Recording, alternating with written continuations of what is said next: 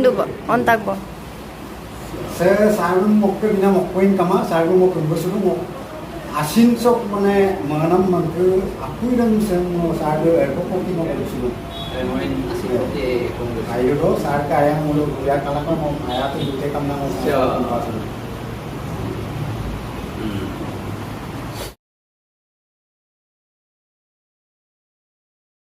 নকে সভাপতি কাৰ্যকালত পাঙেংচাৰ কালিনাথ পাঙেংচাৰৰ কাৰ্যকালত মানে দেৱাংগাপুকুৰ দুঙাই সভাপতি হিচাপে মিচিং আগম তবাঙৰ আৰু কালিনাথ পাঙেংচাৰে ছেক্ৰেটাৰী হিচাপে তাপতে মোক এপইণ্টমেণ্ট দিছিলে মিচিং আগম তবাঙৰ লাইব্ৰেৰিয়ান হিচাপে। আপুনি কিমান চনত মিচিং আগম তবাঙৰ সভাপতিৰ আসন অলংকৃত কৰিছিল এজন নামত কিনে নাই?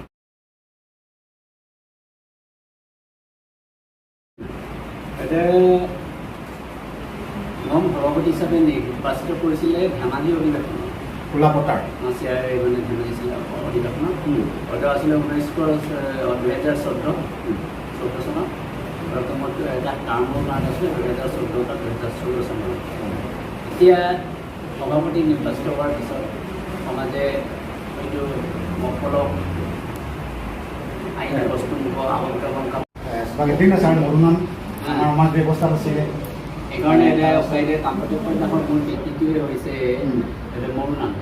সমাজৰ পৰা অন্ধবিশ্বাস কেনেকৈ হয়, কেনেকৈ আমাৰ গ্ৰাম্য সমাজৰ মৰুনাম ইডাক দি আৰু কাপোৰ গাভিলেন ডাক দি গাভিলেন নাম এগৰাকী নাৰীয়ে কামপতি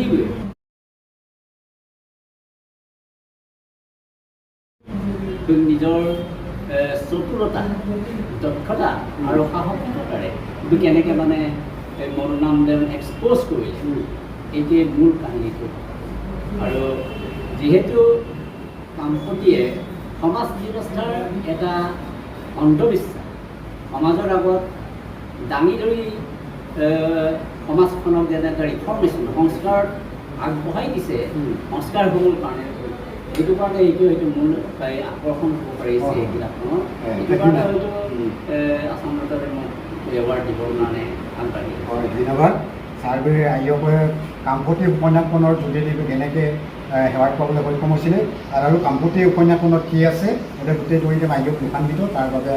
বহুত বহুত ধন্যবাদ। তোমাক ছাৰ ক'লো বোলো চেন কিনিয়ে নানান কেইকৈ আত্মীয়মনাদো সমাজলৈ বহু উল্লেখযোগ্য অৱদান আগবঢ়াই গৈছে। নকৈ ডিক্সো পাৰিম আৰু কি আছিলে অব্দ পাৰিম এজনটো দুটাকৈ ডিক্সনাৰী মানে ডিক্সনাৰী অভিধান বুলিয়ে ক'ব লাগিব। কেনেকৈ সম্ভৱ কৰিলে আপুনি? কোনটো সময়ত আপুনি লিখি উলিয়ালে? সঁচাকৈ এইটো ছমাহৰ ভিতৰতে দুখন ডিক্সনাৰী মই লিখি উলিয়াইছোঁ। সম্ভৱ প্ৰায় মানুহে সম্ভৱটো উলিয়াব নোৱাৰি। এইটো চেম্পে ইকান না এই যে ক'ভিডৰ সময়ত হয় হয় ক'ভিডৰ সময়ত যেতিয়া গোটেই দেশ খুলিছে জেগা খুলিছে আপোনালোকে টানিয়ে সকলো পাৰিলে লকডাউন দিলে। লকডাউন দিয়াৰ পিছত অলপতো টানিয়ে ঘৰতে সোমাই থাকিবলগীয়া হ'ল। মইতো তাৰ ব্যতিক্ৰম নহৈছিলোঁ আৰু মাজে মাজে কলেজত যাওঁ। অলপ সময়ত মোৰ প্ৰেক্টিছ চেম্বাৰ টেম্বাৰ চব বন্ধ আছিলে। অলপ সময়তো নাই মাত্ৰনে নামৰ ঘূৰিতে আছিলে তামোতে ছাৰৰ যিখন ডিক্সনাৰী এইটো হ'ল এণ্টি ৱৰ্ডটো হৈছে মিচিং। মিচিং আগমদান কিনলে পৰা এটা ডিক্সনাৰী দিয়েছিলে কিন্তু উল্টো টানি মিচিং আগমদান কিনে কিনব লাগে এটা মিচিং টানি আগমদানটো কিমান মিচিং নতুনকৈ শিকিলে টানিকে মিচিং আগমদানে কিমান কাম নোৱাৰে উপায় ডিক্সনাৰী দিছে এইবিলাক মংকা নাই যদি এণ্টি ৱৰ্ডটো যদি অসমীয়া হয় তাৰ মিচিং কি হয় এইটো মানুহে বেছি বিচাৰিব। এইবিলাক শব্দটো অসমতে অসমীয়া শব্দ অসমীয়াৰে মিচিংটো ইনাম তাৰ সেই উদ্দেশ্যতে মোৰ শব্দ পাৰিটো উলিওৱা হৈছে আৰু তাত প্ৰায় 12,000 শব্দ আছে। পটককৈ এই শব্দ পাৰিখন হেমন্ত চলিহাদেৱে সম্পাদনা কৰা অসম প্ৰকাশন পৰিষদৰ অসমীয়া অভিধান নতুন অসমীয়া অভিধান অলমোষ্ট ইন ট'টেল প্ৰায় 80% ৱৰ্ডছ দিছোঁ বাৰ্তা। মই আন্নাও আপুনি কাবৰা আন্নামো মই নাম কিন্তু মই যিটো ভাবোঁ আৰু যিটো জানো মই নাম দে বাৰ্তা অলপ ডিক্স পাৰিটো হ'ল ইংৰাজীৰ পৰা মিচিং হ'ল গ'লো Things Europe Susan Kokonanga, prime English medium. English মিডিয়ামত পঢ়িব লাগিব অসমীয়া আঞ্চলিক কিন্তু ইংৰাজী শব্দটো বহুত জানে সেই উদ্দেশ্যে আগত ৰাখি পেলাই মই ইংৰাজী এণ্টিৱৰ্ড টেষ্টটো আৰু অসমীয়া মিচিং শব্দ মই সুধিবলৈ চেষ্টা কৰিছোঁ আৰু সেই কিতাপখনৰ মূল আধাৰ হৈছে ডক্টৰ হীৰেণ গোহাঁইৰ এংলো আছামিজ ডিক্সনেৰীখন ইংৰাজী শব্দটোৰ পৰা মই মিচিঙলৈ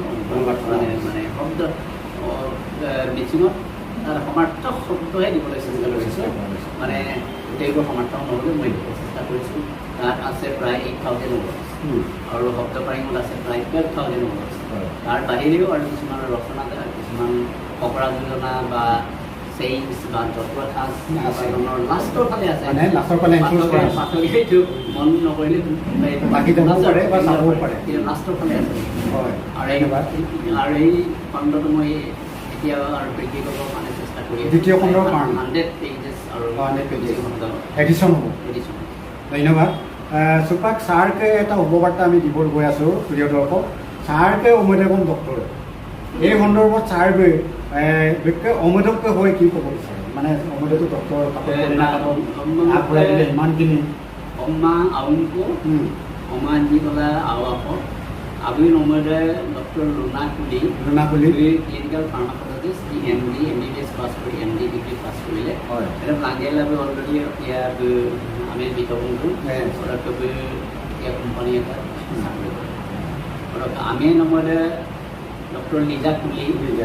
দুই MBBS MS মানে চকুৰ চিকিৎসক পোষ্ট গ্ৰেজুৱেট MS পাছ কৰিলা ট্ৰেইনিং শেষ কৰি পেলাই এতিয়া অন্য এটা কিবা হায়াৰ ষ্টাডি কাৰণে চেষ্টা কৰি আছে আৰু 3 নম্বৰতে মোক আউব জ্যোতিষমান বুলি MBBSৰ এইবাৰ ফাইনেল ইয়াৰ মেডিকেল কলেজ হয় মই আপুৰে এতিয়াতো তেওঁলোকে আৰু আইনে ধৰিব ছাৰগৈ যদিও মানে একক নহয় মানৱ সম্পদ ধুনীয়াকৈ পৰিয়ালখনত মানে মানৱ সম্পদ ধৰিলে অম্মা আপুক একদম ডক্টৰ কৰি ইমতো এতিয়াতো ছাৰগৈ কি বুলি কয় মানে ছাকচেছ মানে অপনক নোহোৱা নহয় ছাৰ মানে অফল অভিভাৱক অফল মা দেউতা আৰু অফল অভিভাৱক হোৱাৰ কাৰণেহে 3-4জনকৈ মানে সন্তানক গৈ মানে উপযুক্ত সন্তান হিচাপে তুলিব গঢ় দিব পাৰিছে এইটো সমাজৰ আপোনালোকৰ আশীৰ্বাদ আৰু শুভকামনাৰ লগতে আমি পিতৃ মাতৃ হিচাপে আমি ৰাস্তাটো দেখুৱাইছে নিজেই কৰ্ম কৰিছে নিজে কৰ্ম কৰিলেহে এইবোৰ সফল হ'ব পাৰিব বুলি মই হয় দৃঢ় বিশ্বাস ডক্টৰ ছাৰ নকে ইন ফিউচাৰ প্লেনিং এটেম সাহায্য হ'ব মোৰ ফিউচাৰ প্লেনিংটো হৈছে এতিয়া লিখা মেলাৰ ক্ষেত্ৰত মোৰ দ্বিতীয়খন উপন্যাস ইয়াকাচি ওলাই আহিব ইয়াকাচিলেই সমাজৰে সামাজিক উপন্যাস এই নাৰী চৰিত্ৰই হ'ব নাৰী মুখ্য চৰিত্ৰ ভূমিকা ল'ব ইয়াকাচি ধৰক তাৰ ইয়াকাচিয়ে মূলত আমাৰ সমাজত বৰ্তমান সমাজত দেখা দিয়া যুৱ প্ৰজন্মৰ উশৃংখলতা লগতে সমাজ ব্যৱস্থাত তেওঁলোকে কেনেকুৱা ধৰণৰ বেয়া